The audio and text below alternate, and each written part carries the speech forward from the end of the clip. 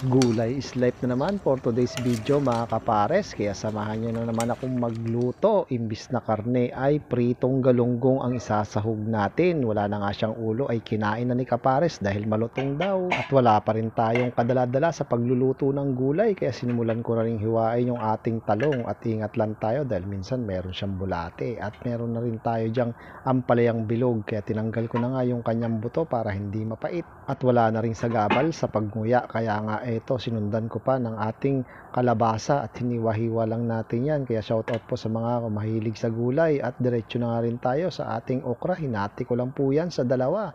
At nahiwa ko na nga rin yung kalabasa at gusto ko pa rin dito ay maraming kamatis. Kaya hiniwa-hiwa na natin yan ng ganyan. At pagkatapos sunod naman nating himay-himay yung ating pritong galunggong. At aalisin lang po natin yan tinik. At pagkatapos sana na tayo magluto. At di na rin tayo kailangan mag-isa. Kaya sa tubig ay nilagay ko na yung ating sibuyas pati rin ang luya. At binuhos ko na rin yung kamatis. Saka natin nilagay yung tinansya nating bagoong.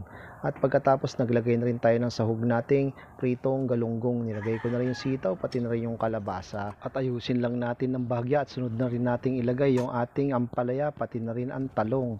At lagay na rin natin pati yung okra. Tapos maglalagay lang tayo ng konting bechin at samahan pa natin ng pritong galunggong. At saka naman natin takpan yan at hayaan lang natin kumulo at makalipas ang ilang minuto mga kapares. Ito na nga po siya. Taluin lang natin yan para mabaliktad natin nasa ilalim.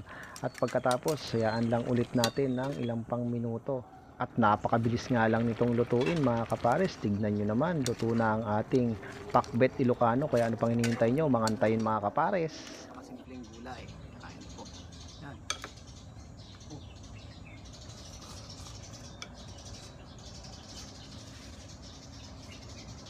Hindi pa.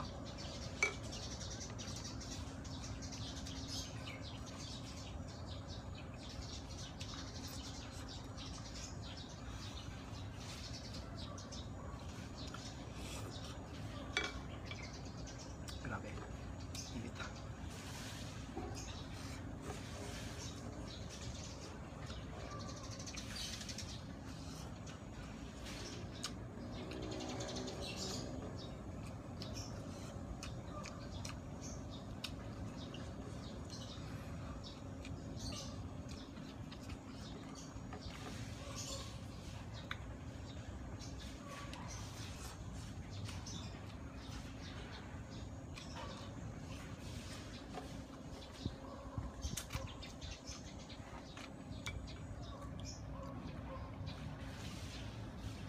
Simple lang pero sarap at madaling lutuin.